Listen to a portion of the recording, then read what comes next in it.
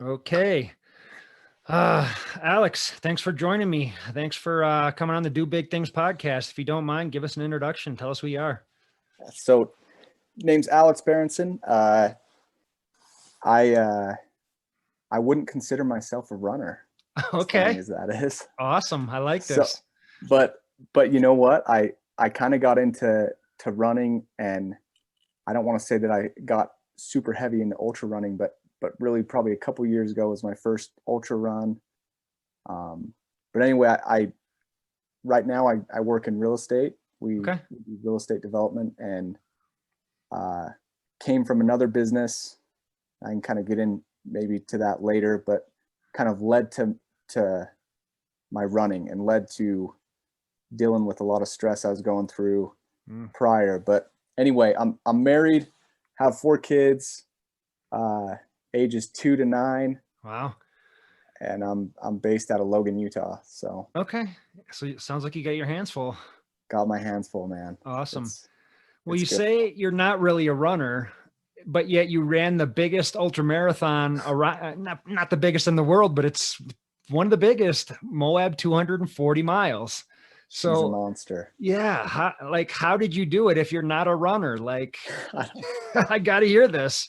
And by the way, I've been following along on Instagram and reading some of your updates there, and they're all fascinating. And it sounds like it was kind of a suffer fest. So it definitely was. I love a good suffer fest, man. So I Yeah. wanted to hear all about this. Yeah. It was a gnarly experience. So I guess I'd kind of tell you For sure. how I was Start at the even beginning. fathom doing it. And the Yeah. truth is, I don't know looking back, but I I I listened to a podcast that the Courtney DeWalter and that this Joe Rogan podcast, Oh, okay. and I like kept coming back to that, and I'm just like, this is the gnarliest thing, and I don't know what it is that kind of drives me to do big things, right? Hmm. I just Hmm. I kind of am a guy that I just go for it. I don't really care about failing. I'll fail fast and learn quick. And so I actually had signed up for Moab last year Okay. and weighing about 210, and Whoa. I'm 6 feet tall. So I was bigger, and I just really wasn't ready. But Okay. I was going through some things with my previous business, and I'm just like, you know what? I'm going to go down and go for this. I'm going to see how it turns out. And it didn't turn out. I DNF'd at about 37 miles. Okay. Pretty And early in. yeah, Okay. yeah. And so that was brutal and it was tough, but I learned quite a bit, and I just said, you know, I got to do this right. And I kind of came back, actually got Michael McKnight is here in the Valley. So he lives not too far away from me. And I had some buddies that knew him, and so he kind of coached me. He's coached me over the past about 6 months, Okay. and I think he was actually probably pretty worried about me going into this still this year. Okay. But but he got me on the keto. I lost like Mm. 35 pounds, dude. Oh, Probably like wow. literally over the past like 6 months. Nice. And he had me on a schedule running wise and a program, and it was super good, and I just was super consistent, and yeah, we got there and made it happen. But Wow. So how did this all start? I mean, it sounds like kind of a midlife crisis. Like you yeah, just jumped into this thing. I mean, you attempted it last year and it didn't work out in your favor, but why? Like, how did this start if you weren't really a runner? so I mean, you can, and I kind of posted a little bit, which gives a little bit of a glimpse, but on my Instagram account. But I mean, I grew up playing sports and playing football and whatever else, but I was more of a football player. I wasn't like a runner, you know what I Okay. mean? Yep. But I just Did you grow up in Utah? I did, Okay. yeah. Okay. Got it. So like I've always loved the outdoors and that, and yeah, and I mentioned in like an Instagram post, hey, you know, I've got demons, you know, and I've got my own personal battles and struggles that I deal with, Mhm. and a lot of those things I've dealt with in my life, like in super unhealthy ways. And so, I started running 3-4 years ago, and it just turned into kind of like a therapy for me. And I had a business that we were crushing it. It was in the recycling industry. And I ran that business for about 7-8 years. We opened up a building or a sorting facility, had 50 employees in 2017. And I had to shut it down in 2019. Basically, the market just fell out from underneath us. And so I kind of had literally something that I had poured my entire soul into, and 8 years of work, and built this business, and it was awesome, and literally the rug just got ripped out from underneath me. And so, man, mentally I was struggling, and I started running more and more, and it's kind of just turned, for me, it's kind of turned into a therapy, you know. It's something where I can be by myself and be in outdoors and running in the mountains, especially on the trails. It's gorgeous. And for me, it's funny, but it's like spiritual. You know what I mean? It's crazy. For sure. Yeah, me too. Okay. Well, so far I can relate to everything because I've got demons. Nice. And running is like my therapy as well. And I've found it to be a spiritual experience as well. And that's, my story was meandering, getting there, as I'm sure yours was too. But so you lost your business that you had poured your heart and soul into. And what happened after that? And where do these demons come into play? What kind of demons are we talking about? You know what? I've always kind of faced some issues, you know, and some addictions that I've had, and I'm probably opening up a little more than I really ever have, you know, but that's just the reality. I mean, you can't hide from it. You know what I mean? And so yeah, I mean, I've faced some addictions in the past, and I believe everyone's kind of an addict, frankly. In a way, you got to focus that energy. You know what I mean? And totally. So yeah, I mean, that's kind of frankly, that's really kind of what led me here. And the community in the trail running community is just like insane, because everyone has a story. Everyone is so cool. Everyone is so helpful and like loving, and there's people from all different backgrounds. And so it's kind of just drawn me in just naturally. Totally. Yep. Same here. Yeah, I found the same thing, man. And there's a lot of people struggling with addictions in the ultra running community, and people with, eating disorders, and people that, lost a lot of weight and then just started running ultras. Yeah. It's pretty common. So what sort of addictions are we talking about? Because I also can relate to this. So really, and it just, I mean, started when I was younger, right? And it's been off and on, but it really is just substance abuse addictions. And I got into stupid stuff when I was younger, and you know what, that stuff never goes away, really. You just you've got to battle it. And so there's that. I think I've struggled quite a bit with depression and things like that, which is just, I think a lot of people do, you know what I mean? And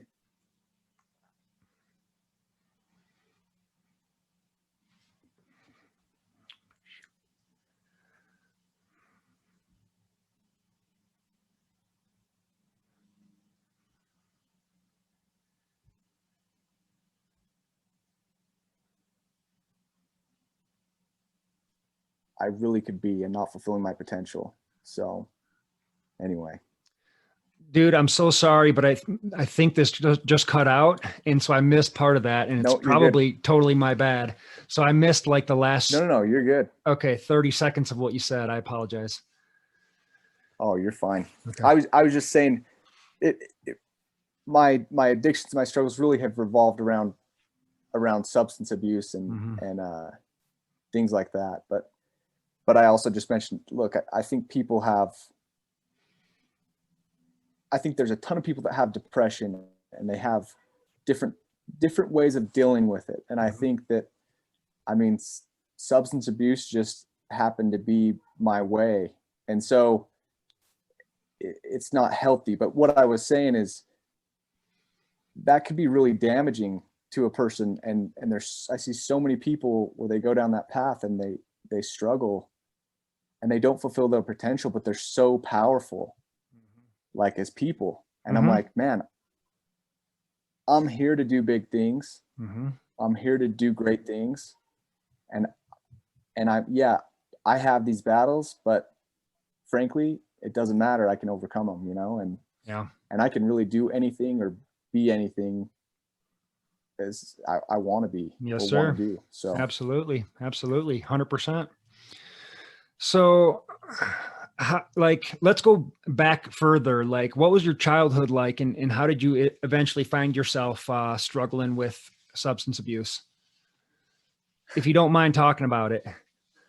No, I mean, yeah, so growing up, I didn't have I wouldn't say I had a super rough life. You know what I mean? I mean, my dad's an attorney. He's a great guy. My mom's super talented. She's an interior designer. I mean, but they were busy all the time. Like, their whole thing was provide for the kids. And my dad came from nothing, and my mom essentially did as well. And so they wanted to be successful themselves. And I completely respect that. And I love them. Right. They're my mom and dad, but they had issues too. I mean, I think everyone does. And they had issues, and there was a lot of contention, growing up, and it was tough. And so I kind of started rebelling and that, and I actually went to, which may play into the ultra running.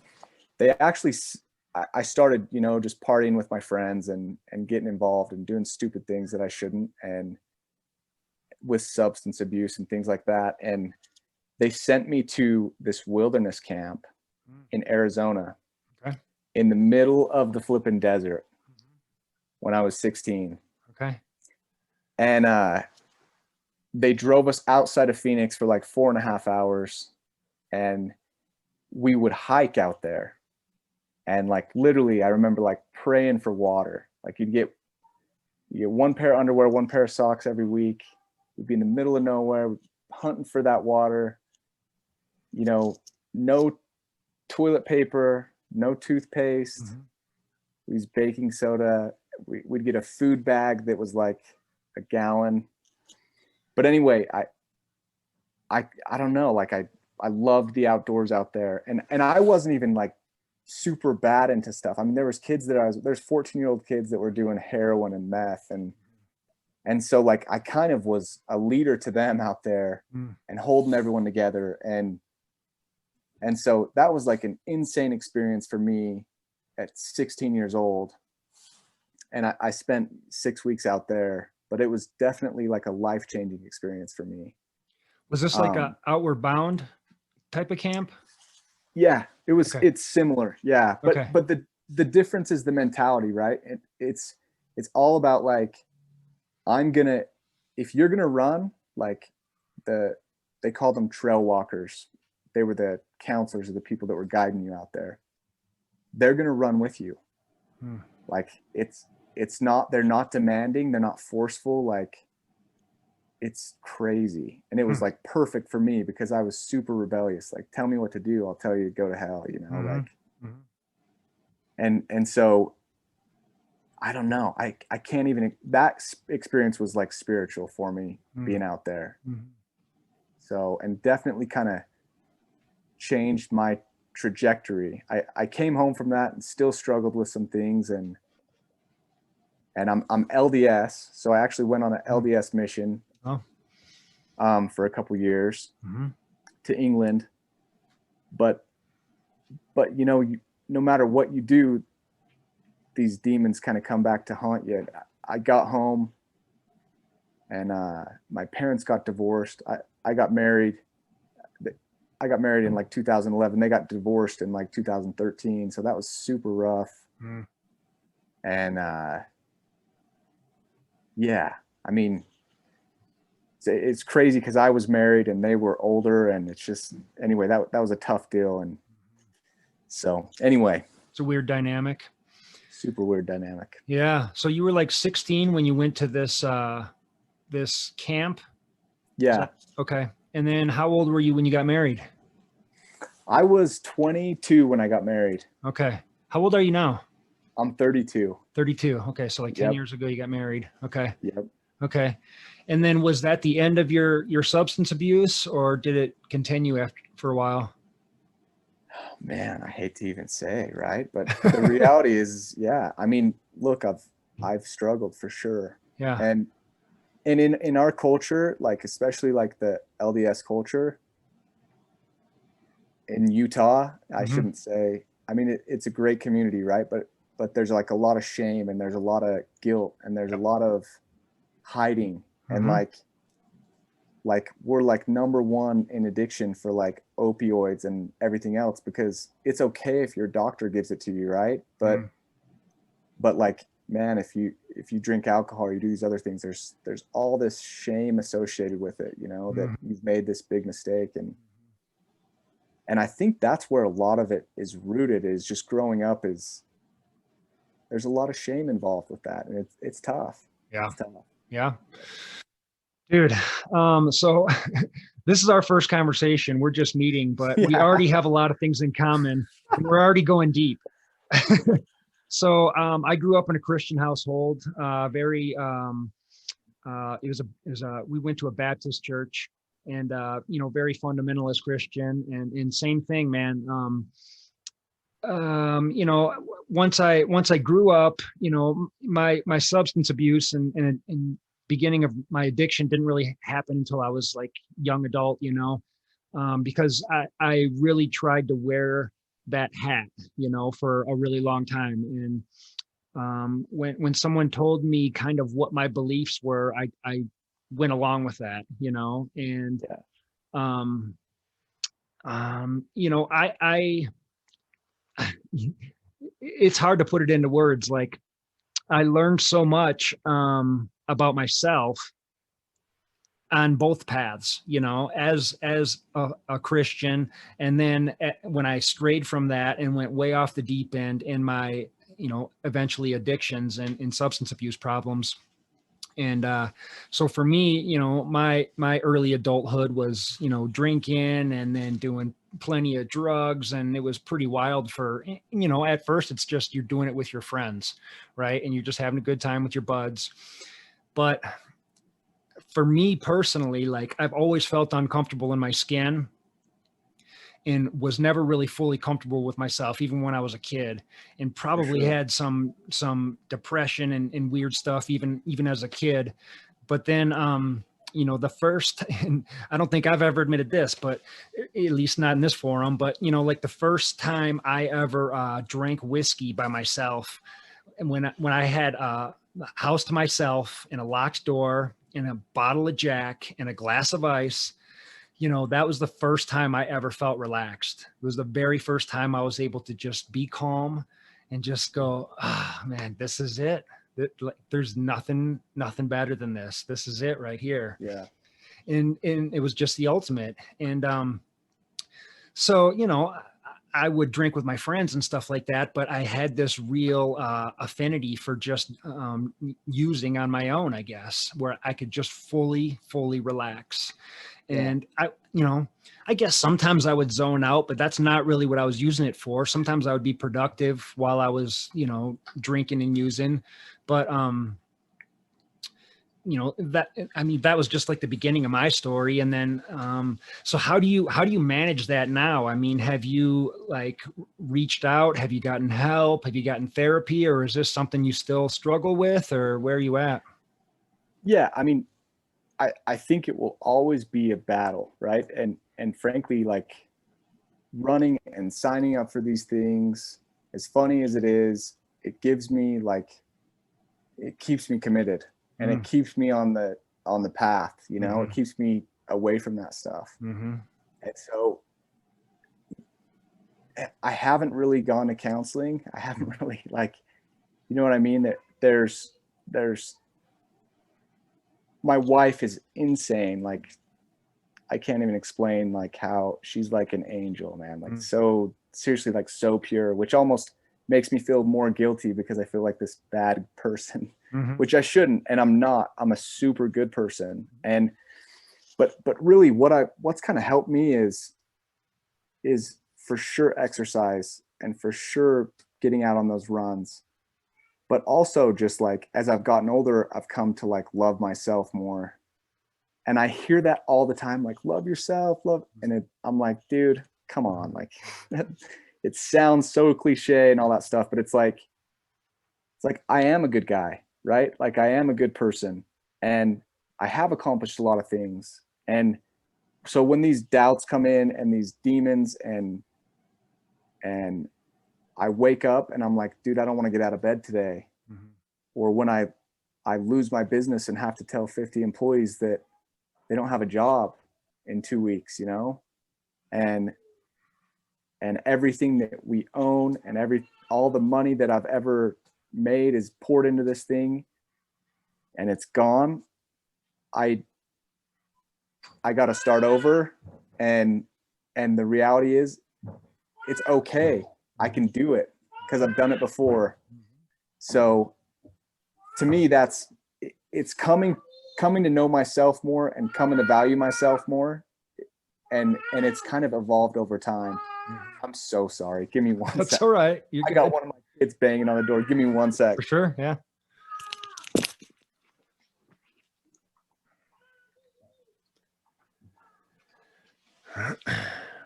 My man, Alex, dropping knowledge, getting deep right from the beginning. I like it.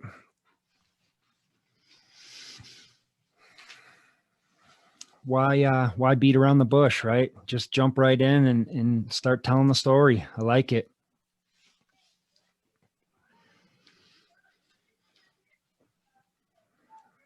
By the way, I got some great podcasts coming up for you guys that are sort of in this vein. So hang tight to anybody listening. I bet that doesn't happen very often. That's all right. Sorry, I got a little puppy out there that's been barking. I've heard her bark a couple times. So I knew it. I'm literally in this just shows you how this goes. I got 4 kids. I love them. Yeah. But I'm literally hiding in this basement room right now because it is the only place that I thought I could hide out and they found me, man. Oh, I love it. I love it. So, are you still involved with the church? So yeah, I am. Okay. Yep. Okay. Yep, I am. I think what's evolved is, for me, I view things just so much more different than I did before. And so when I go to church, I'm like looking at everyone else and I'm like, look, like I still feel like my perspective is so different than everyone else. But I also understand more than ever, like, dude, all these people got issues. Sure. All these people have demons. And they may not be open about it and they're not going to talk about it, but they're there. Yeah. And so, I mean, am I going to help people by keeping all this stuff in? No, I mean, I'm not going to. And so why not fulfill my potential? Why not share with others? Hey, I got issues, man. I can help you out. I've been there. Well, people can relate to it. Yeah. You know, I mean, that's how we help each other. That's what this podcast is for, you know, to inspire other people. And, you know, if we can help other people along the way and pull people up, then that's what it's all about, man. Yeah. So in your church program, like, are you able to like seek help for any of this stuff there, or is it very taboo? Or can you go outside of the church to get help or counseling or anything like that? Or is that kind of taboo? Like, I'm not super familiar with the Latter-day Saints. Yeah. So yeah, like, of course I could go out. That's not taboo at all to go outside. And frankly, that's where I'd rather go, as funny as that is. Mm-hmm. Yeah.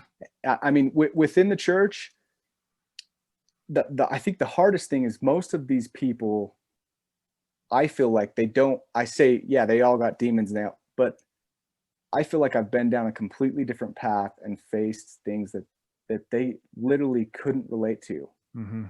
And so it's tough to seek help inside because there's so few that I feel like have faced these issues. And maybe that's ignorance, right? Maybe that's not true. Mm.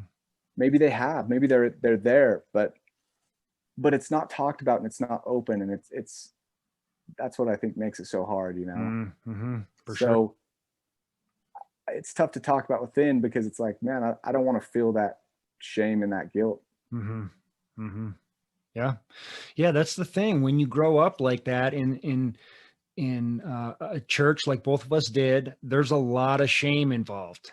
Yeah. And, that is, I guess, kind of one of the bummers, I mean, yeah, there's a lot of shame just revolving around, quote unquote sin. Yeah. Like, in my religion, it was like, sex before marriage, drinking, drugs, the list goes on and on. But, off the top of my head, those were the things that I was feeling shame about, Yeah. and, Same deal. yeah. Yeah. And it really beat me up. It's like I can come up with my own beliefs, but I'm so programmed to believe this other thing. And it's like, even if I say, okay, this is what is right and wrong for me, there's that shame. It never goes away. It's always Yeah. going to be there because it's just programmed and instilled so deep. It's so true. It's like embedded in your soul. And I think that's like the hardest thing to break. Yeah. Yeah, it really is. So was it like opiates that you were messing around with or drinking, or what were you up to? Yeah. Yeah. Okay. I would say it was mainly like opiates and Yeah. alcohol and I never got into any like hard stuff, but yeah, I mean, it was anything to escape. Like, Yeah. as funny as that is, it's just kind of like what you said. It, like, there's people that would drink and they want to party and all this other stuff. And like, yeah, I would do that too. Mhm. Right. But it wasn't about that for me. It was like so much deeper. It was so much more involved. And it was just about escaping the pain or escaping, frankly, the shame, like, Mhm. or whatever it was.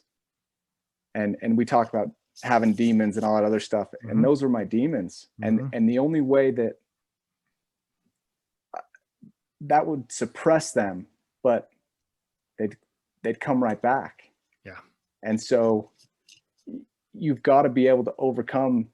You can't suppress it. You got to beat them. Mhm. And because they're always going to be there. They're always going to come back. Yeah. So, Yeah.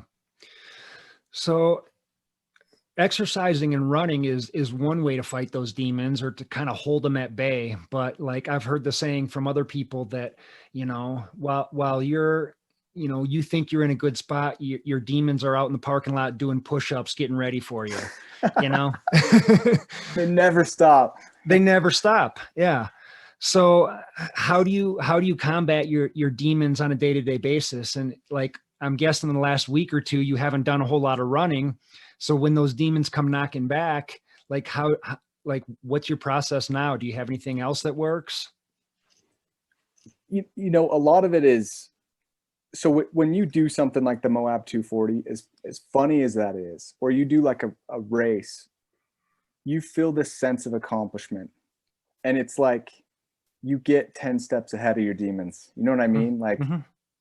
but like you said, they're still doing push-ups in the park. Like, they haven't stopped. Mm-hmm. And I have for the past couple of weeks. And so frankly, what does it for me, and maybe this is unhealthy, but like, I'm already looking at races that are I just found out there was one in Arizona. It's 250 miles. I'm like, I don't need to go bigger, right? But I'm like, but dude, this looks sick. Like, so for me, it's like, okay, I need to do something next. I need to focus on something next. So whether it's like with work or doing a project for work or whatever else, or whether it's accomplishing these milestones, that helps me keep them at bay, I guess. Sure. And but you're right. Like, but it's an active thing that I have to keep doing. If I stop exercising for too long, dude, I'll be in a bad place. Yeah. And so but signing up for these races or signing up for these events, it keeps me going. I'm forced to keep going, you know? Yeah. Yeah. So. Yeah. And it was the same for me, man. Like, if I signed up for a race 6 months away, then I'm going to spend that 6 months training to get myself up to a certain level. And I'm not going to be, my demons aren't going to be all that close. Like maybe 1 or 2 days a week, I let the demons come in and I play with them a little bit. But for the most part, I'm healthy, I'm training, and then the race comes and then I'm feeling great about myself. But that's like a distraction tactic. You're not really like facing the demons and like facing why these demons are here and really, really facing your problems. So have you thought about that? Like, have you tried to like really sit and get still with yourself and wonder where these demons are coming from and how you're going to deal with them if you lost your legs in a couple of weeks? Like, God forbid you wouldn't be able to run. Like then what? Yeah, I think that's a super good point. I mean, and I know it sounds super funny, but you're right. I mean, coming back to exercising, a lot of that therapy is taking place in my head while that's going on. But it'll continue afterwards. And so for me, a lot of it is so mental and keeping, I listen to a lot of audiobooks and I listen to like a lot of podcasts and I try to make sure that they're positive, but I have tried literally in my thought process, like, for example, this is so stupid, but it's just a typical example. Posting to Instagram. It's like, dude, I don't want to post these lengthy stories because I'm like embarrassed. I'm like, no one cares, that there's these voices in my head like, no one cares, dude. Like, why would you post this stuff? Like, Alex, no one cares about what you did. Like, they're sick of hearing your stories. There's all this doubt of like what everyone else is going to think of me and all this other stuff. And it's like, I'm like, mentally I have to sit back and say, look, there are a few people who are saying this is helping them. It's inspiring them. And if I can affect or influence a few people for the better, that's all that matters. Screw everyone else. I didn't do this for them. I did this for me. And so a lot of it is me mentally, the voice inside my head, because we talk about these demons. I think a lot of it is me, right? They're the voices in my head and it's me that's doing that talking. I'm controlling those voices. And so I try to step back and realize, hey, Alex, you are in control of the voices in your head. Let's not be negative. Let's be positive. Let's not think this way. And let's forget about other people and what they think of us. That doesn't matter. What matters is me and my family. And anyway. Yeah. So you're married. What about you? Oh, go. No, I was just going to say, like, what's your family life look like? I mean, you have 4 kids, so I'm guessing you have a healthy family life, and you said your wife's an angel. But she must know about some of these demons that you're fighting with as well. Like, what does that look like for a family man on a daily basis? So I think for her, it's like she grew up in an LDS family as well, right? But her family dynamic is completely different than mine. And like, yeah, I'm sure her parents fought growing up, right? But likely probably not like my parents fought. Yeah, I know that's the case, but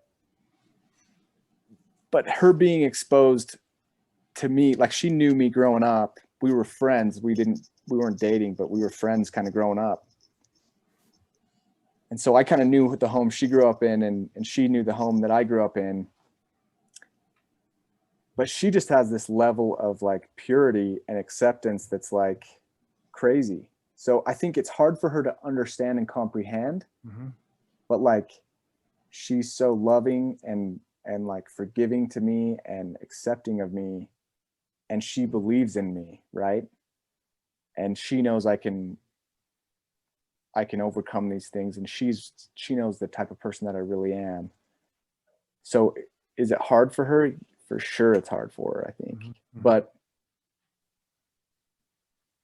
she deals with it. And it doesn't mean that it's easy for us in general. Like any relationship's difficult, but my wife is insane. Like she's a super driven person, a super pure person, heart of gold. Like if you met her, you would be like instantly feel comfortable and you'd instantly love her. She just the type of person she is. But yeah, sorry, I don't mean to trail off there, but as far as dynamic, I mean, we got issues, we fight sometimes and that stuff, but we're a team. And I think as we get older, we like understand each other more. We understand each other's needs, and we adapt to that, and we work together to help each other fulfill our goals. And it's huge. So, God and bless in her. fact, oh, go ahead. No, I just said, God bless her, I know. I mean, she's got to deal with me, dude. Same here, man. I mean, I'm engaged to be married, and I've got Congrats. That's awesome. Thanks. I've got an angel too, and same thing. She's a normie. You know, she doesn't understand addiction or any sort of mental health issues, and she just doesn't have any tendencies like that at all. Like not even close. Yeah. And but she's very understanding, and you know, we've talked through everything multiple times, and you know, she's there for me, and she's been there through some really tough stuff. So you know, if you've been there for me through tough stuff and haven't given up on me, I'm not going to give up on you, and I got your back forever. So it creates a bond, I think, that maybe is more of a benefit or a blessing than even some couples have the opportunity to have, you know? That's true. Yeah. Yeah. Scar tissue just makes you stronger, right? Heck yeah. Yeah. As painful as it is. Yeah. It really is. Yeah. Wow, man. So, well, we just went off into the deep end, like right away. Sorry. So, no, it's perfect. I love it. This is my wheelhouse, man. I love this stuff. So It's good. It's good. So you mentioned that you lost your business, and it was a huge disappointment, and you know, I'm sure that brought all kinds of feelings along with it, but like, how did you bounce back, and where did you go from there? And how did you eventually find running then? So the truth is, man, for quite a few months, I didn't bounce back. I was in this dark hole, and it was failure, and it was disappointment, and it was like there's literally like no hope, because I mean, we were killing it, we were making great money, and for a guy like supporting his family, or anyone who's supporting their family, and like you've done and poured your soul into this, dude, it just, to have that taken away from you, it just freaking rips you apart. And so I can't even explain it. Like, if I do, I'll get like super emotional, because it's just, it was a horrible time. And what I told my wife before is that I'm like, hey, we're risking everything on this business. I mean, we had $10 million in assets, and my house is on the line, and we're signed on all this stuff, and it's me, right? It's not her, but I'm like, we could lose our house. And she literally, I remember, like, I told her that before we even started, and she just looked at me. She's like, I don't care about the damn house. She's like, I could care less. She's like, I could live in a shack and be happy. And she's was the one that she's like, you should go for what you want to go for. Like, go for this. And so anyway, so I knew that she was there, but when it really happens, and we didn't lose our house. We're not going to lose our house, but we lost everything else I'd worked for 8 years, you know? Mm-hmm. And so when that happens, it really is a testing. It's kind of a test too, because it's like, was she for reals? Like, is she really going to stick around through all this shit that we're dealing with? Mm-hmm. And so, but she did, and she was there. And so I tried to drown in my sorrow, you know, for 3-4 months there, when I had to shut down my facility and let go of my employees. But I have a grandfather who's super cool. My dad is insanely supportive, and he was involved in the business too. And my dad was so concerned about like my emotional state and everything else. He's just like, look, Alex, this doesn't matter. There's nothing you can control in this. You have to move forward. And so I did, but it wasn't, you know, one day I woke up and it was all okay. It was living hell. Mm-hmm. And so it was slowly taking the steps, and it was signing up for the race, and it was signing up for another race, and it was reaching out to Michael McKnight to see if he'd coach me. And it was reaching out to other friends. And I had a lot of friends that were supportive, and a lot of friends that reached out to me and were like, hey man, it's all right. Like, you're going to make it through this. Mm-hmm. And you're going to be 100 times stronger and 100 times better in every way for this. So anyway. Did anybody know about this dark spot that you were in? I mean, you said your dad was really supportive and kind of worried about you, but did you have like other friends or other family that knew exactly what was going on? I don't think anyone knew. And frankly, I don't think anyone really still does know. I mean, I had a $7 million life insurance policy, and I was like, dude, I'm in a better situation if I'm dead than for my family and stuff too. You know what I mean? Like, and as funny as that sounds, and like, that's going real deep, but that's where I was at.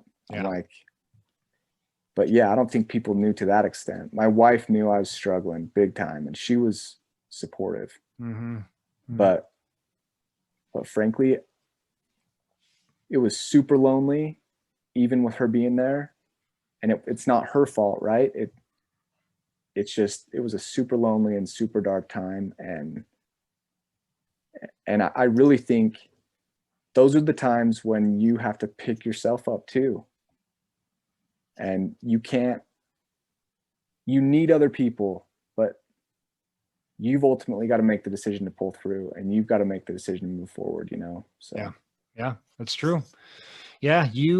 So do you feel like you hit like a rock bottom, and then you eventually bounced back up from that? And did you seek out help from other people, or did you try and just kind of manage this on your own and sign up for some races and slowly work your way out of this? I should have sought out help from friends, you know, and I didn't. Yeah. It was a lonely time. Yeah. I didn't reach out, and I really should have, because looking back, super dangerous, right? I mean, when you're in a low spot like that, man, you shouldn't stay there for long. You got to get out of there. I've been there. Yeah. I've been there, man. So, I mean, was that something that was like seriously going through your head? Like your family would be better off without you? Were those thoughts like real thoughts? Yeah. And I don't want to sound like, and I don't want like it's not a pity party either, right? No, I mean, not at all. I've had those exact thoughts. That's why I'm asking. It's like logically, like I'm a super logical person too. I mean, I'm emotional, right? But like, I'm super logical when it comes down to it. And I'm like, literally, like, if I died, our financial position for my family and my family's future would be better right now. And it was like, I don't know what am I going to do for a career? How am I going to support my family? Because here we are, we're living a great lifestyle, and all of a sudden the rug just gets ripped out from underneath you. And it's like, dude, it's over. Yeah. everything I've worked for, everything I've done, it's over, and I can't do anything about it. Mm-hmm. Mm-hmm. Yeah. Did it ever enter your head to like get into a recovery program or like seek out some therapy or anything like that? Or is this just like, because I've done it both ways. I've been like, I grew up on John J. Rambo. Like Rambo didn't go talk to people. He didn't go see a therapist. You know, he did it on his own, and he's a We tough don't need dude. that shit. We don't need it, man. Look at Chuck Norris, man. I grew up on Jean-Claude Van Damme movies. Like those guys didn't go to therapy. They didn't go to a recovery program. So like, you know, I tried like really hard to sort of manage things on my own, but eventually it just got too out of control where I had to seek the help of strangers. Yeah. I mean, there has been times previously when I have done that, like where I have gone to programs and I've gone to some groups and things like that. And dude, I'm super prideful. I'm freaking super prideful in that aspect. Mm-hmm. And so, but more so it's almost the best therapy for me has been like getting relationships with people in trail running and funny stuff, like, yep.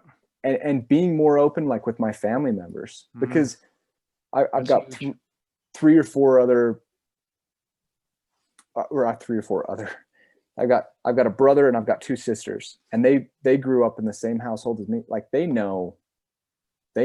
face the same things I faced. And so, and like opening up to them and building relationships with them has been super helpful. And those relationships have been strengthened over the past few years. Good.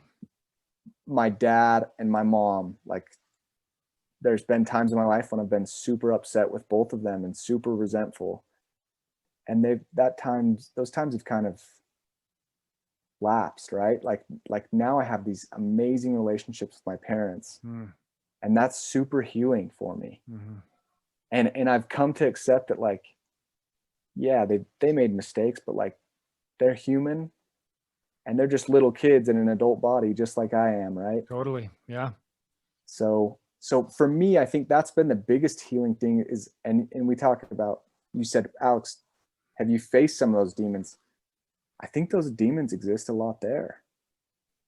And building the relationships there and forgiving people in general in my life, I think those are major steps for me.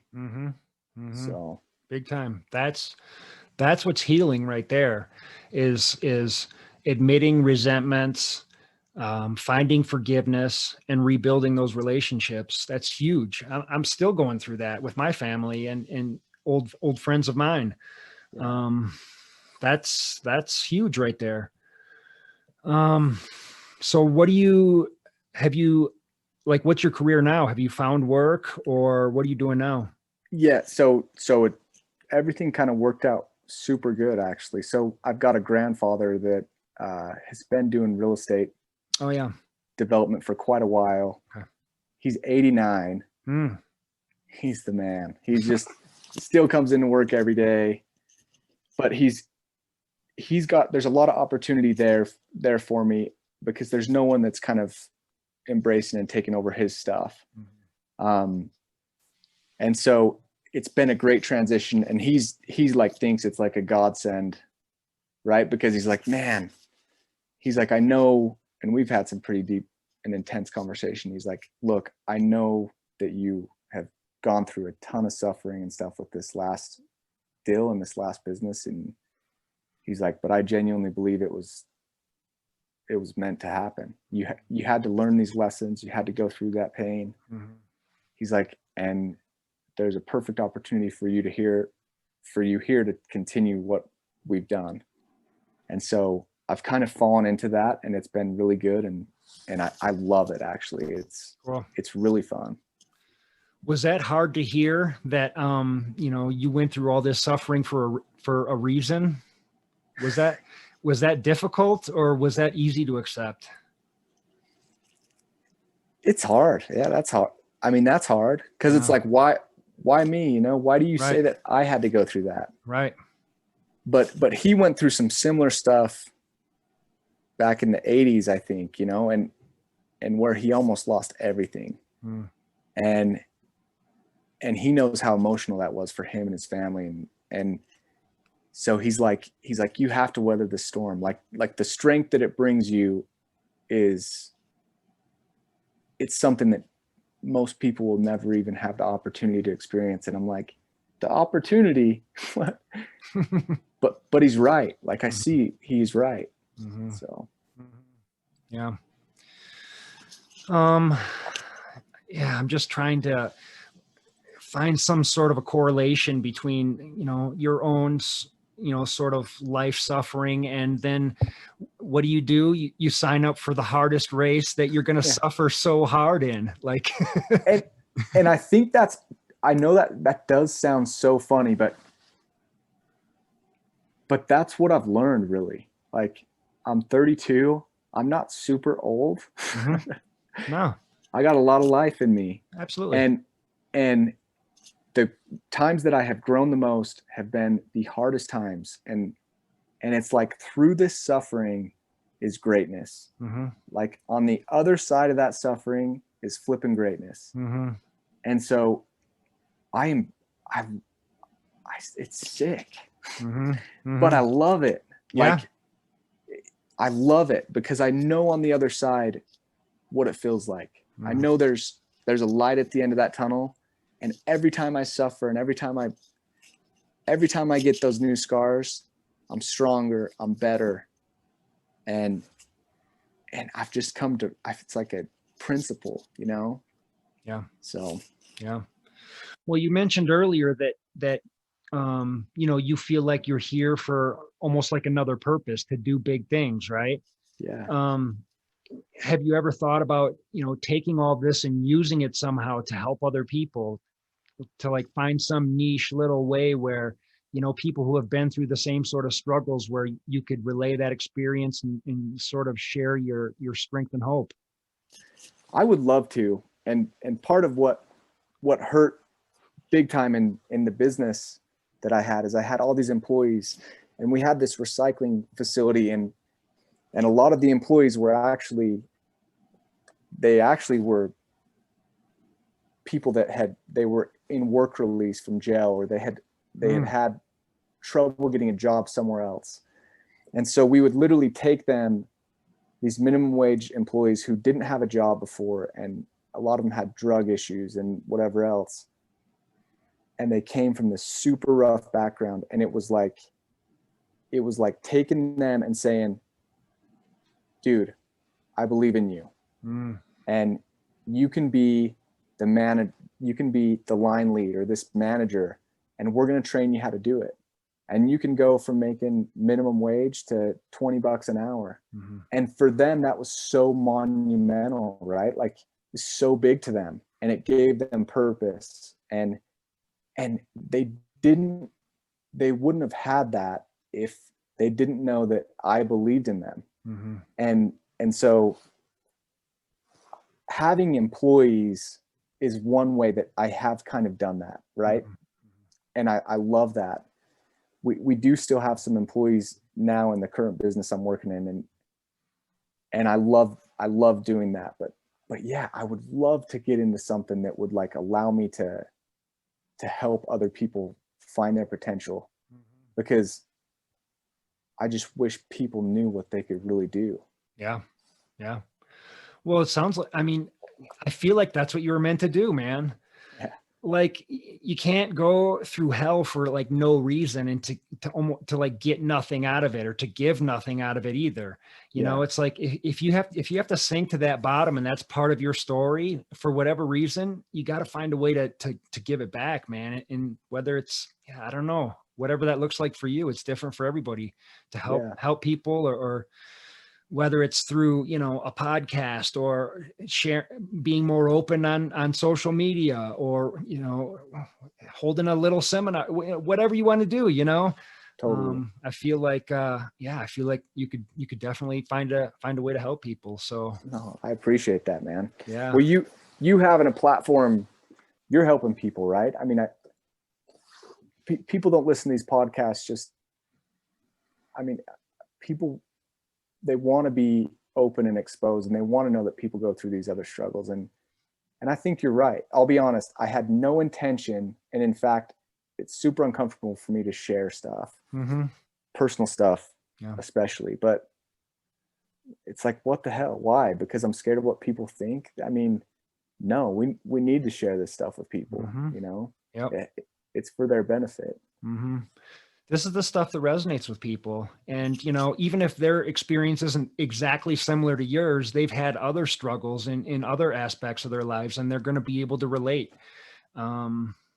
That's what I found anyway. So I appreciate you being candid and open and honest. And it's something, well, man. It's something that I struggle with too. Like, you know, I haven't really come out and told my full story. You know, I let little bits and pieces of it kind of drop here and there. But same thing, because, you know, in a way I'm still sort of in it. You know, I'm not completely removed from it. Like, I'm still mending relationships with friends, family.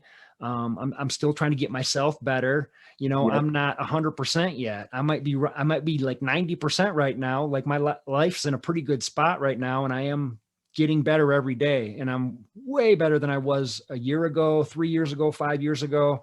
And I'm so thankful for that. But it's hard, dude, man. It's super hard. But like, I what you just described is literally like exactly probably how I feel, or how I justify with like not coming out and sharing my story with people. But I think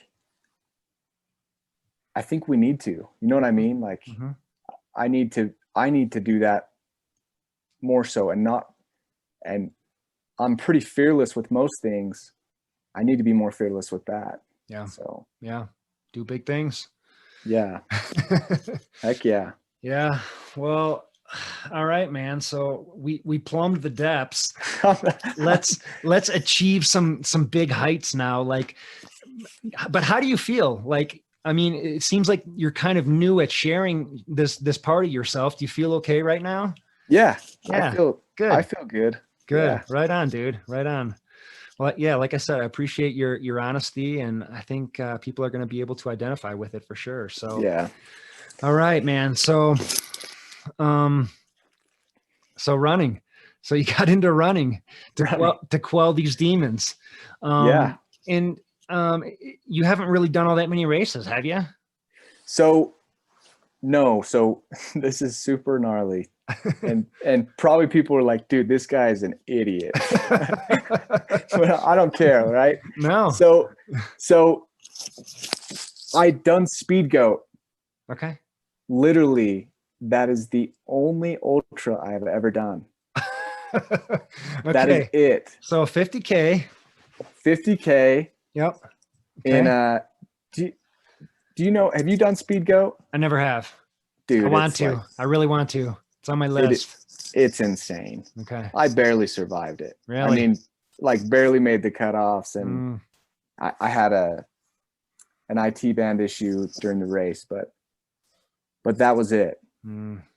So everyone's like we're like running with guys during Moab, and I'm running alongside them, and everyone I talk to is like, oh yeah, dude, I've done 100 at least. Yeah. Like, and they'd be like, what have you done? I'm like, I did Speed Goat. And they're like, what? You've done 32 miles. I'm like, yeah. But one guy was like, dude, Speed Goat is harder than harder than the 100 I did. Yeah. It's a gnarly course. Yeah. Okay. Yeah. So why didn't you want to do 100 or even a 50 mile first? Why did you dive so deep into the 240 mile Moab? I think there is some bliss to the ignorance. Like, there is this, if you don't know, you don't have the fear, right? Like I had no idea what I was really getting into. And therefore I couldn't really fear it. And so I see these people doing this. I'm like, dude, these guys are running 240 miles. Okay. I'm training. I'm working hard. I'm being consistent. If these guys can do it, I know mentally I can do it. Mm-hmm. And if I have to drag my body there, I'll do it, which may not be the brightest thing, but that's just kind of how I've played in life a little bit too. It's like if I see this guy capable of doing it, I know I can do that. Mm-hmm. And so I'm not going to mess around. Let's just go. Yeah. So it's pretty badass. I like it. It's pretty crazy, but what, and I just figure, frankly, like, what do I have to lose? Like, I might lose my $1,000 Moab fee that I paid, but like, and that's painful, but what do I have to lose? I got nothing to prove to anybody. No one knows who the hell I am. Yeah. Like, yeah. I'm not in the running scene like most everyone. And so let's just go. Yeah. Well, true. But it sounds like your family came out to help you. You had pacers, you had crew. Dude, craziest story about the pacers though. And you got to understand this. Yeah. My dad, my wife, and my 9-year-old son came. And I just was like, I just want you guys to see me finish this thing. Right. Like, I want you to be there. Come say hi at the aid stations, blah, blah, blah. Well, they had no clue what they were getting into. so like what was it? It was this stretch from after I got to Geyser. No, I got to Shea Mountain. And then the next day I struggled. I got like the bloody nose, and I was dehydrated, and it was flipping raining sideways at us that day. The wind's blowing. It was super lonely that day. Like, I was in a mental rut, and they saw me. They were tracking me. And I think that they were literally like, my wife is like, what the heck? Like, what? He's toast. My dad, they don't say anything. They just look at me when I come into that next aid station, and they're just like, you okay? And all of a sudden my wife shows up with this pacer bid. And I'm like, babe, what are you doing? You have like, this is 16 miles straight up the mountain. Does she run? No. But she's like super fit. Like, she's like one of those freak of natures, right? Yep. So and half of it, and I mentioned this in my little Instagram stories, but she's just missing out on the fun. Like, if you know my wife, she's just like, this is boring, kind of like just being here. Like, I want to jump in. Yep. And so she jumped in, dude. Like, she's wearing my pants. She's wearing my joggers. She's wearing my jacket. My dad had a Camelback in the back of the truck, just luckily. And she's just like, let's go. And I'm like, you're insane. She's a gamer. She's a gamer. then I'm texting. I had this Zoleo deal because I didn't know I had service. And so that first leg was 16 miles with me.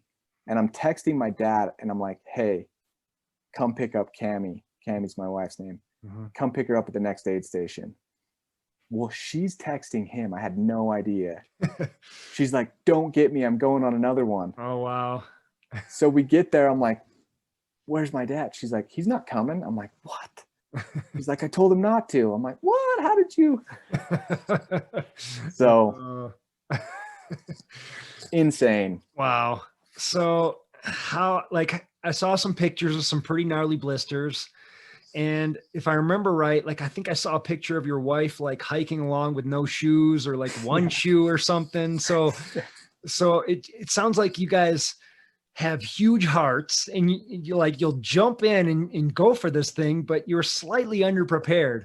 100%. But you totally did it anyways. 100%. I mean, was it just you guys like hobbling into the finish? Or how far did she pace you? So she paced me, though. There was 2 sections. One was up Geyser, which is stupid elevation. And so that was 16 miles. She did another one, like, across to the Geyser aid station. So she did from Road 46 to Pole Canyon, and from Pole Canyon to Geyser. And then I'm getting ready, like, literally, like, just resurrected from the dead. Just decided, like, dude, if I'm going to my quads were done. I don't know what the deal is still with them, but they were just done. I could hardly walk. At what point? That was it coming into Geyser. So that's like about mile 200. Okay. And you got 40 miles to go. And we got 40 miles to go. So she had run out of water on that leg, didn't tell me. So like she was dehydrated. I was dehydrated.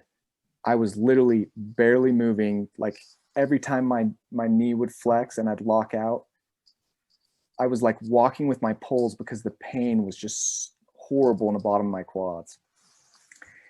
I thought I had rhabdo, like your mind. I'm like, I got rhabdo, man. I'm dying. So anyway, I mentioned this in that story, but my mom's like, I lay down in the truck. My dad is like flossing my toes, like getting all the dirt out, had all those blisters. My feet had started swelling. And I was like, I don't know at this point. Like I wasn't done. I had committed before the race, like I'm finishing. Okay. But I had genuine fear, like, what if I can't? Mm-hmm. And so my dad's prepping me and none of us kind of knew. No one was saying anything like, are you going to keep going or whatever? I think they kind of thought that was the end, but I'm laying in my truck and I get this message from my mom and she's like, 200 miles is great. And I'm like, the hell? Like, are they calling this for me or what? And it was like, all of a sudden, like all this power came over me. And I don't think it was from my mom's message, but it was like, I don't know if people were like praying for me or what, but it was like, I couldn't sleep and lay in the back of that truck. And I'm like, Alex, you have to finish. Like I just kept. And so I told my dad, I'm like, let's just go. Let's go. I start getting ready. I go stretch. And then my wife runs around the corner and she was asleep in the front seat. Like she resurrected. And she's like, I'm coming with you. And I'm like, who the hell are you? You just went 35 miles and this leg is 21. It's on the road mainly. And she's just like, no, I'm going. Wow. So we trudged through the night, man. Like it was a death march and she was toast too, but and she was crying at one point because we went, yeah, she broke. But yeah, you mentioned her walking towards the end of that. We're on Sand Flats Road, which is almost a Porcupine Rim. And she had this blister that had been bugging her. And she's like, these shoes are like wooden clogs. Like she's just so upset.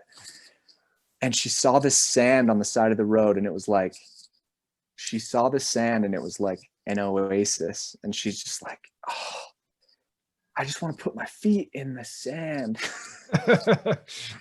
She's like, I'm taking my shoes off. And I knew we had 2.5 miles to go. I'm like, babe, do not take off your shoes. Like, that's probably the worst thing you could ever do because you got to put them back on. Right. Right. So we keep marching on and we're like silent, half asleep. And I look over and she's got her shoes off and she's like kicking in the sand, like waving her hands. I'm like, what are you doing? She's like, this feels so good. It's amazing. So she literally walked 2.5 miles, no shoes. On the road, right? On the road. It was pretty gnarly. So. Was she pretty beat up at the end? Did she have some gnarly blisters? She had a couple blisters on her feet. Not as bad as you. Not so bad. Her body's, she's like a superhuman though. Really? She has a baby and she's up and walking around like 6 hours later. It's wow. She's incredible that way. Wow. So we might need to bring her on our pacer team, man. Dude, honestly, you should. Like she's no training for this. Like she'd probably run like 10, 12 miles a week. Okay. But unreal. 57 miles total, I think is what she did. Wow. Incredible. So. And you did 240. How much did you sleep out there? So the first night I got in about 2 a.m., slept for about an hour. Okay. And we timed that. Like I was like, I was going to try to push through, and I was like, nah, dude, I'm way too tired. And so slept an hour that night. Second night, I think I did about an hour and a half. Third night, an hour.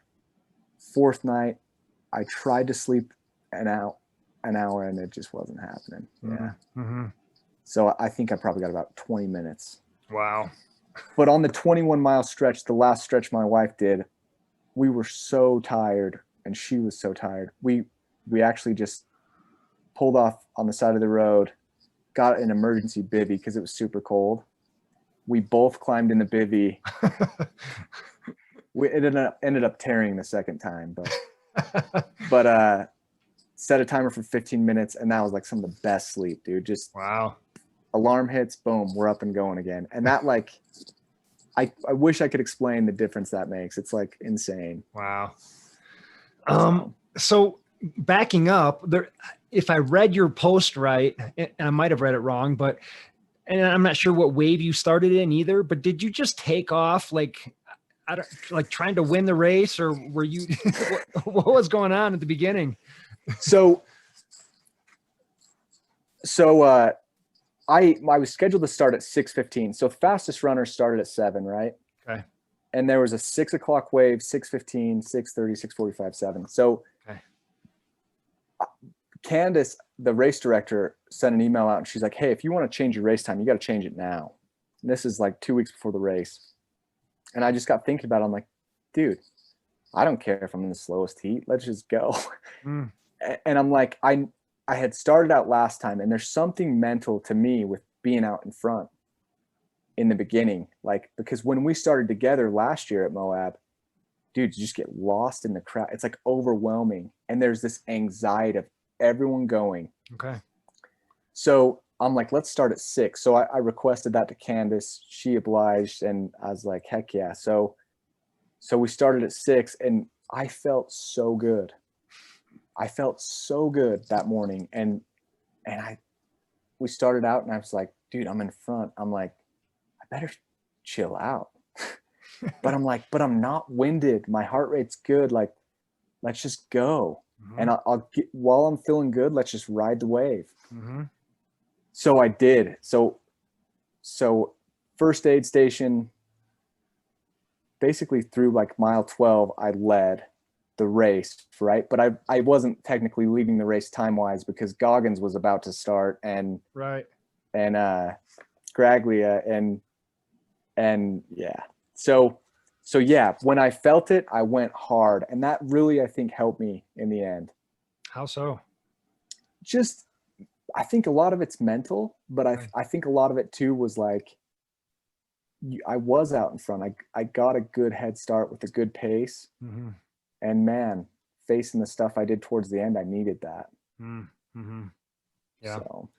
So going back a little bit more, I know I'm not doing this in order, and that's my bad. No, you're good. How much training did you do for this? You said you hired a coach, and you said that, you know, from the year previous, you had lost a bunch of weight and started this ketogenic diet. How deep did you get into this training? And was the diet part of that training, ramping up for this? So the diet was kind of happenstance. Like I mentioned about going through that dark time with the business and all that.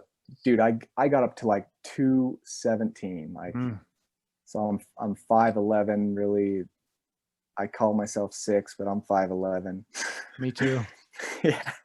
And so I got up to about 217, and I'm like, I had signed up for this race in January, and I'm like, man, if I'm going to do this, I really got to commit. I got to lose some weight. So I started doing the keto just by myself, like no guidelines, just read a little bit about it. And dude, I started shedding the pounds, and I was running consistently, but I didn't really have a program. That was probably back in like March. So I reached out to Michael McKnight and found out that he was doing coaching, and that was probably April or June when I really started coaching with him. And he set me up on a program, and frankly, I wasn't running a ton of mileage. Like my longest run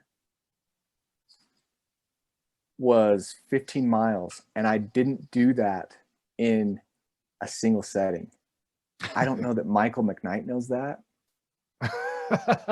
But like what I would do is I would break it up. I'd say, okay, I'm going 5 miles and then I'm going 10, or, Okay. and I'd do 2 a days. Yeah. Okay. And so, but dude, I bet my average mileage was genuinely probably like 25 to 35 miles a week. Okay. Like, are people going to hate me if I say that? Like, no, not at all. I mean, what was your coach prescribing for you to do? it was about that. But Really? no, I think he was maybe more like 35 or 40. That's still kind of low for a big race like that. Well, it was, but he also was like, he knew that I had just like lost a bunch of weight or was losing a bunch of weight in the process. Mm-hmm. But like he was building me up mileage wise. And then he, strength training, I implemented a bunch of strength training, which was huge. Good. Like, honestly, I think that's make or break for me. Yeah. Because the strength training was monumental. But yeah, Michael McKnight, when I told him I was going to do the race like 6 weeks before, he's like, "You're doing Moab?" He's like, "I thought you were postponing it, dude." And so we had a little miscommunication there, and I think he was actually genuinely super worried about it.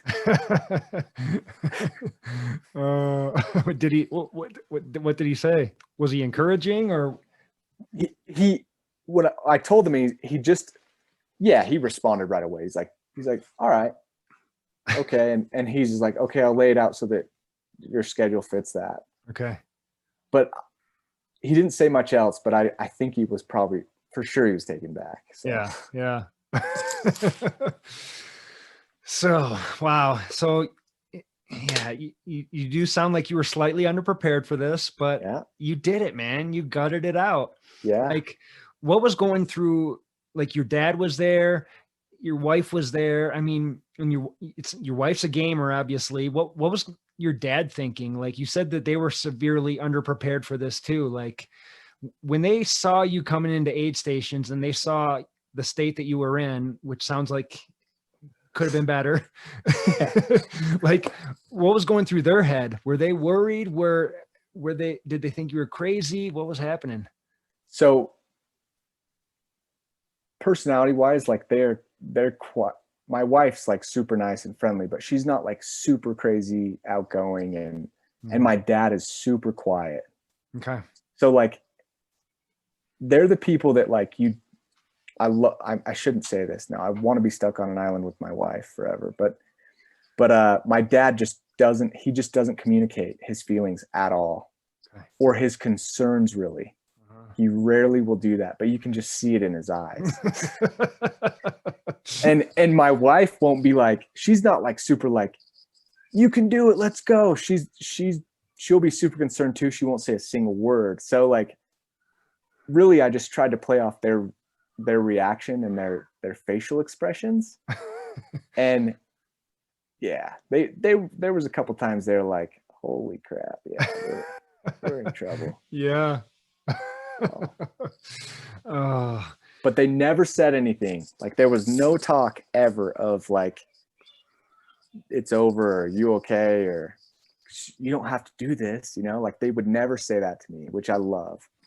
So normally in ultra running, like, I encourage my runners to have a chat with their pacers and crew beforehand and convey that to them, get that through, that, we don't want any negative self-talk. It's not over till it's over. Just your job is to get me to the finish line. Did you coach them up for this at all? Or was it just somewhat instinctual on their part? The conversation that I had with both of them was, "Look, I need you to tell me that I can do it. That's all I said, I even said, like, I might be an asshole. Like, I might be like, "Screw you guys." Like, yeah, I'm like, expect me to be an asshole. And I never was, luckily, but I'm like, "You guys just tell me I can do it." Okay. And that's your main purpose. And that's all I want you to do. And wow. I don't even think they did that though, really. They're just, but they were there. Yeah. Yeah. Wow. It's powerful, man. It's powerful stuff. It's good. So what was the lowest point out there? coming off of Geyser, when my quads started, they weren't locking up. It was like they were like cramping, but it was not cramping. I think it was tendonitis or something, or I think that I don't know. I think my quads were so tight, it was like rubbing on my patellar tendons in there or something. I don't know what it was, but it was the fear that I wouldn't be able to finish because I couldn't, like literally wouldn't be able to like walk or move efficiently enough. I'd say that was probably the lowest point for sure. Yeah. Yeah. What was the highest point? Did you have any moments where you're just like, this is what I'm born to do. This is amazing. Dude, and I mentioned this in my Instagram stories a little bit, but it was right after that when for some reason my phone like connected this Zoleo deal. It's like a GPS messaging deal. Okay. Or satellite messaging, and it would Bluetooth to your phone. And so, but sometimes it would cut in and out. But right after we started going again, I got this flood of messages, like from my family and from like random people that I'm like, dude, you didn't even know I was racing. And they're like, we're following you. You're doing amazing. Like and that was a super high point. And I can't explain the power behind that. Like, and maybe I was just emotional. You know how it is in the race. Like there's emotional points too. But like, man, every time I got a message during that, I'm like, I'm not ever doing a race without this thing. I need that constant love. But what happened is it just all hit at once, literally like 20 people. And I'm just like, all these people like believe in me, man. Yeah. Like they're all watching me and like, they all have genuine concern for me and they all believe in me. And so that was huge. And another point was at the very end, it was so rad. Porcupine Rim, there's all these bikers and they're super cool. And they're just like, dude, are you running 240 miles? They're like, no, that's not even real. And like, they were like, I would pass these bikers back and forth, you know, and like they would stop and then I'd pass them and they're just like, keep rallying, bro, keep rallying. And like I turned on some music at the end and I was just listening to it. And some of it was like Rob Bailey and like screaming and stuff music. I'm like, sorry, my music's a little intense, guys. They're like, no, bro, just keep going. You're killing it. And like, there's this parking lot where you come off of Porcupine Rim and all the bikers were there. And I was running by, I was like by myself. There was no one close really. And they're just all just like cheering me on and just like, they were so cool. And that was just a super cool moment, I think. So. Wow. Yeah. And then you limped across the finish line. Dude, just hobbled. Was it pretty ugly? It was pretty ugly. What was your finishing time? 107. Wow. Incredible. Hours. Incredible. I mean, you did it, man. I know. What, how did you celebrate? What was it like at the finish line? Did you eat? Did you pass out? So it was really cool. Yeah. I mean, yeah, my wife was there. And the crazy thing is my dad was waiting for me before at the bridge. It's about a quarter mile before. So I just gave him a big old hug. My son was there. He ran in with me. My son did. And I come around the corner and my grandfather, my mom, my aunt and uncle were all there. And Surprise? I had no clue. Wow. Yeah. That's special. So like I ran in, they were all there waiting and I just like broke down, man, just crying and then crossed the finish line and just went straight to my wife, gave her a big hug. And I was just crying, dude. It was super cool. Wow. That's huge. That's crazy. You're next, man. You need to do this. I know, man. I know this. I know. I really want to. Just with I've had a few conversations now with people who did Moab and other people in the past who've done 200s, and I've done a handful of hundreds, and now, yeah, I'm really starting to think about it, man. I really, really want to, and I think it's going to happen. That's awesome. Yeah, It's a man. special deal. It is. It's a special deal. Like, and Moab is really beautiful. And yeah, I mean, I'm sure it's way different than hundreds, because hundreds, you'd probably crush me in 100 time wise. You'd crush me in a 200, right? But it was about the finish, and it wasn't about, I mean, it's a super special race. I think it's really cool. That's cool. You sound to me like you're either mentally really strong or like mentally really stubborn. Which one do you think it is? And if you think, I mean, if you think you're mentally strong, like, be honest, like, don't worry about being humble. Dude, I've been through some difficult stuff. Yeah. And so frankly, like, that's the only reason I probably had enough gusto to even sign up for Moab, because I'm like, I mentally I can get through anything. Yeah. And that's, so I would say I'm mentally strong. I'm not super stubborn or like super prideful in like a competitive way, where it's like, man, I'll never let this guy pass me or whatever. Like, I'm more just like, if I commit to it, I'm going. Wow. So that's there's a lot of scar tissue there, though. Yeah. Yeah. Well, that's crazy, man. I mean, it's funny, man. Like, that's how I always looked at 100-milers too. It's like mentally, I've been through harder stuff.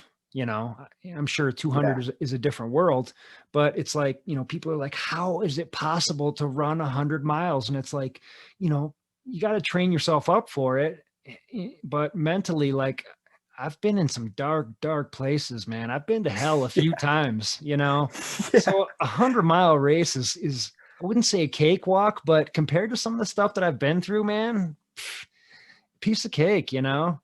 So I hear you, man. It's so true. Yeah, I hear you. Well, there you go. There's those experiences that you have, that, and the demons that you face, that really have just made you stronger. I mean, Totally.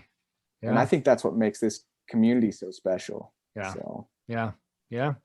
I mean, yeah, everybody's got their demons, and some demons are stronger than others, you know? So it's just like, what are you going to do with those experiences? You know, I mean, you've already been through it. Was it all for nothing, or can you take it and somehow use it to your advantage, or use it to help other people? You know, that's what I'm hoping for you, you know, and I'm sure you will, man. Sure. Yeah. Cool. I hope so. You will. That's a goal. For sure. Well, listen, man, it was really cool talking to you, and, you know, please stay in touch. Like, for sure. Like, if you need anything from me, like, please reach out. I am definitely, I'm not a psychiatrist. I'm not a professional, dude, anything, but talking about it, you're real, right? Yeah. That's what I love. I love that. So yeah. I appreciate that, for sure. Dude, anytime, please. You as well, man. Thank you. Thank you. I appreciate it. And, you know, that's one thing that's really helped me, is just finding other men that kind of have similar interests to be vulnerable with. Like, sure. I think there's like this vulnerable movement right now that kind of makes me sick. I'm like, you guys are just giving yourselves permission to just cry and be vulnerable all the time. That sounds so weak. But if you can find like one or two people that you can really just let them know what you're all about, let them know what you've been through, what you're going through, like, it's just really freaking helpful, man. It's so true, man. You know, and thank you for like cracking me open. I'm, like I said, I wasn't really planning on it, but dude, I'm glad you did.